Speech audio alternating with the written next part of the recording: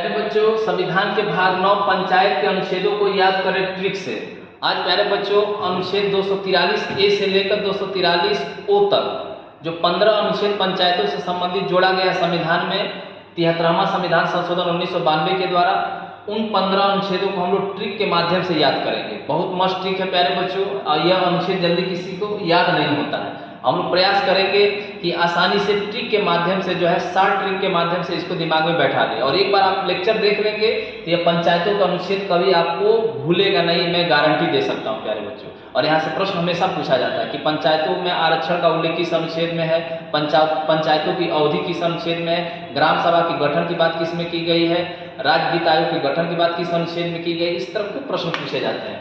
तो चलिए प्यारे बच्चों, देखा जाए आसानी से याद हो जाएगा, मैं पूरी गारंटी दे सकता हूं आप लोगों को। अनुच्छेद 243 ए में क्या है, तो देखो प्यारे बच्चों 243 ए से कर लो प्यारे बच्चों असेंबली। ए से क्या कर लेंगे, असेंबली। असेंबली असेंबली मतलब आप लोगों को पता होता है सभा होता है, तो इससे क्या याद आ जाएगा, ग्राम सभा। इससे क्या याद आ जाएगा, ग्राम। असेंबली मतलब क्या होता है, सभा। तो 243 ए में ग्राम सभा को डिफाइन किया गया, परिभाषा दिया गया है कि ग्राम सभा क्या होता है, ग्राम पंचायत किसे कहा जाता है, कहाँ ग्राम सभा ग्राम पंचायत कितने स्तरीय बनाया जाएगा, पंचायतों का गठन कहाँ नहीं किया जाएगा, ये सब बातें दी गई है। तो 243 ए में जो है ग्राम सभा को डिफाइन किया गया है।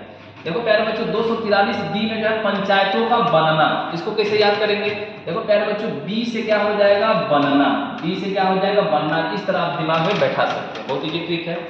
243 सी, प्यारे बच्चों देखो सी से पंचायतों का, सी से संरचना, सी से संरचना हो जाएगा। इस तरह आप याद सकते हैं पंचायतों की संरचना किस अनुच्छेद में, 243 सी में है। और देखेंगे प्यारे बच्चों 243 डी, पंचायतों में आरक्षण। तो देखिए प्यारे बच्चों पूछा जाता है पंचायतों का आरक्षण किस अनुच्छेद में, तो 243 डी में। या देखिए प्यारे बच्चों डी से कर लेना डिस्काउंट। डिस्काउंट, और डिस्काउंट मतलब क्या होता है, छूट। और आरक्षण क्या है, छूटे हैं। या डी से कर सकते हैं प्यारे बच्चों, डी से कर लेंगे डिवाइड करना। डिवाइड, एक तरह से देखा जाए आरक्षण एससी एसटी ओबीसी में डिवाइडेड करता है। और जानते हो प्यारे बच्चों दलितों को आरक्षण मिलता है, तो डी से दलित भी कर सकते हैं। दलित को क्या मिलता है, आरक्षण। तो इस तरह लॉजिक से दिमाग में बैठाना, आपको किसी बात को अन्यथा में नहीं लेना, आपको ट्रिक के माध्यम से दिमाग में बैठाना है, ठीक है। तो 243 डी से क्या हो जाएगा, डिस्काउंट हो जाएगा। 243 डी से डिवाइड करना, बांट देना, और डी से दलित भी हो सकता है। तो इस तरह पंचायतों का आरक्षण क्या हो जाएगा, 243 में उल्लेख किया गया, पंचायतों में आरक्षण दिया गया। महिलाओं को 33% आरक्षण मिला हुआ है। और देखेंगे एससी एसटी को जनसंख्या के अनुपात में आरक्षण दिया जाता है। तो डी से डिस्काउंट मतलब छूट, आरक्षण मिला है 243 डी में। 243 ई में पूछा जाता है क्या है, इसमें पंचायतों की अवधि दिया गया है प्यारे बच्चों, कार्यकाल दिया गया है। और आप लोगों को पता है कि कार्यकाल, पंचायतों का कार्यकाल कितना होता है, 5 वर्ष होता है। जिस दिन से शपथ लिया जाएगा उस दिन से 5 साल तक अपने पद पर प्रधान सदस्य रहेंगे।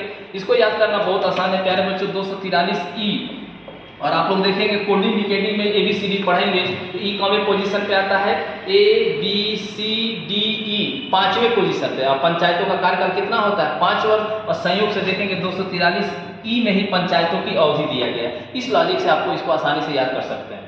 और देखेंगे पहले 243 एफ, एफ मतलब पंचायतों के लिए योग्यताएं और अयोग्यताएं के बारे में दिया गया है। अयोग्यताएं के बारे में दिया, मतलब कौन से लोग प्रधान सदस्य बन सकते हैं, कौन से लोग नहीं बन सकते हैं, यह 243 एफ में दिया गया है। तो प्यारे बच्चों एफ से कर लेंगे फेल।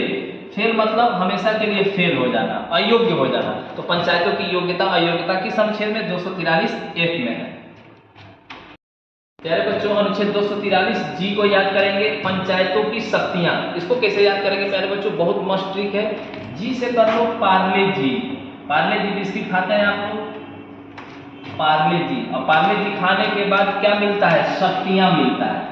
देखेंगे आप लोग जो है पार्ले जी बिस्किट लोग खाते हैं, ठीक है, क्यों खाते हैं, उससे शक्तियां मिलता है। तो इस तरह 243 जी में क्या है प्यारे बच्चों, पंचायतों की शक्तियां। इस तरह आसानी से याद कर सकते हैं आप लोग, बहुत मस्त ट्रिक है प्यारे बच्चों। 243 जी, जी मतलब पार्ले जी कर लेना, पार्ले जी खाने के बाद तुरंत शक्तियां मिलता है। 243 एच, पंचायतों को कर लगाने की शक्ति, टैक्स लगाने का अधिकार दिया गया है। और प्यारे बच्चों देखेंगे एस से कर लेना हाउस टैक्स। क्या कर लेंगे, हाउस टैक्स। हाउस टैक्स लगाया जाता है, तो हाउस टैक्स मतलब कर लगाने की शक्ति किस अनुच्छेद में दिया गया, 243 एच में दिया गया प्यारे बच्चों। या देखेंगे प्यारे बच्चों, एक मोबाइल आया था HTC, एक मोबाइल आया था, ब्रांड है HTC का। इससे भी याद कर सकते हैं HTC। एस से हो जाएगा हाउस, टी से हो जाएगा टैक्स और सी से हो जाएगा कलेक्शन, हाउस टैक्स कलेक्शन। तो इस तरह आसानी से जो है आप याद कर सकते हैं प्यारे बच्चों HTC। अब देखें 243I में, इसमें राज्य वित्त आयोग पंचायतों की वित्तीय लेखाओं की जांच करने के लिए एक राज्यपाल राज्य वित्त आयोग का गठन करेगा। यह किस अनुच्छेद में दिया गया प्यारे बच्चों? 243I में दिया गया। तो पंचायतों से संबंधित राज्य वित्त आयोग का गठन राज्यपाल करता है, यह बात 243I में दिया गया है। प्यारे बच्चों इसको कर लो, आई से इनकम कर लो, आई से क्या कर लो? इनकम। और इनकम जानते हो, इनकम मतलब होता है स्रोत, पैसे का स्रोत। वित्त होता है, इनकम मतलब होता है वित्त होता है, आय होता है, इनकम मतलब आय होता है। तो आय पैसा जब आएगा तो वो वित्त तो कहलाएगा। तो इनकम मतलब होता है आय, और आय से मतलब क्या है? पैसा, पैसा से मतलब वित्त। तो इस तरह 243I में राज्य वित्त आयोग का गठन किया गया है। आसान, इस तरह याद कर सकते हैं। 243 जे तो बहुत ईजी है प्यारे बच्चों, इसको याद करना। पंचायतों की लेखाओं की जांच करना, तो जे से क्या हो जाएगा प्यारे बच्चों? जांच करना। इस तरीके से आसानी से आप याद कर सकते हैं।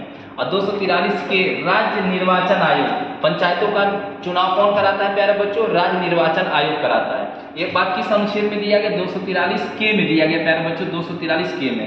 यहाँ देखो प्यारे बच्चों, के से कैंडिडेट कर लो, कैंडिडेट कर लो। कैंडिडेट मतलब उम्मीदवार। वैसे कैंडिडेट की स्पेलिंग सी से होता है, लेकिन ये ब्रिटिश अंग्रेजी बता रहा है। ब्रिटिश अंग्रेजी में जो है के से कैंडिडेट लिखा जाता है।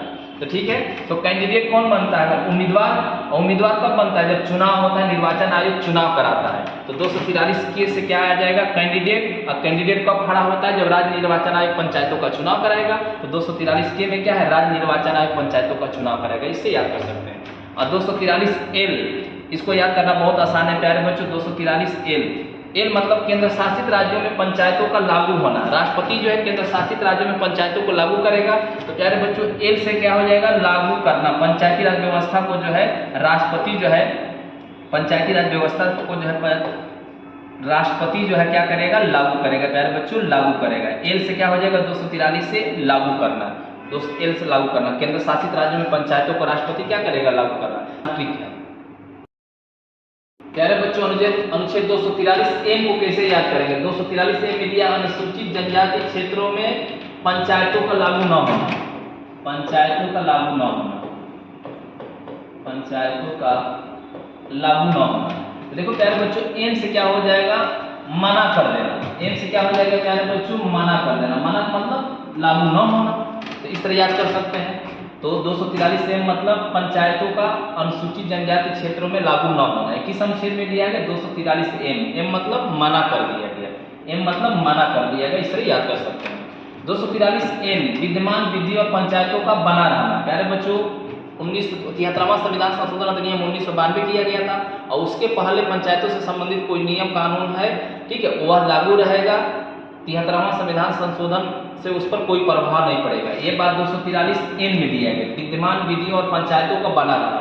तो 73वां संविधान संशोधन 1992 को लागू होने से पहले पंचायतों का कोई नियम कानून है तो वह जो है उसमें कोई बदलाव नहीं होगा, वह लागू रहेगा। ठीक है, तो इसको कैसे याद करेंगे? 243M में बात लिखा गया है। N से क्या हो जाएगा प्यारे बच्चों? No change.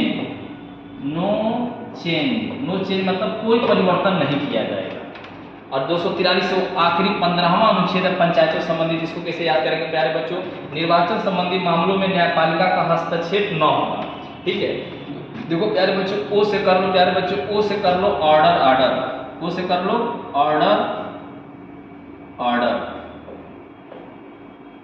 Order, order. ठीक है, ऑर्डर कौन देता है? न्यायालय देता है। तो आखिरी अनुच्छेद में कहा गया कि निर्वाचन संबंधी मामलों में न्यायपालिका हस्तक्षेप नहीं करेगा। ऑर्डर, ऑर्डर 243 ओ से ऑर्डर। ऑर्डर कौन देता है? न्यायालय। ठीक है, तो न्यायपालिका पंचायतों के निर्वाचन से संबंधित मामलों में हस्तक्षेप नहीं करेगा। 243 ओ में दिया गया। इस तरीके से आसानी से याद कर सकते हैं। जय हिंद।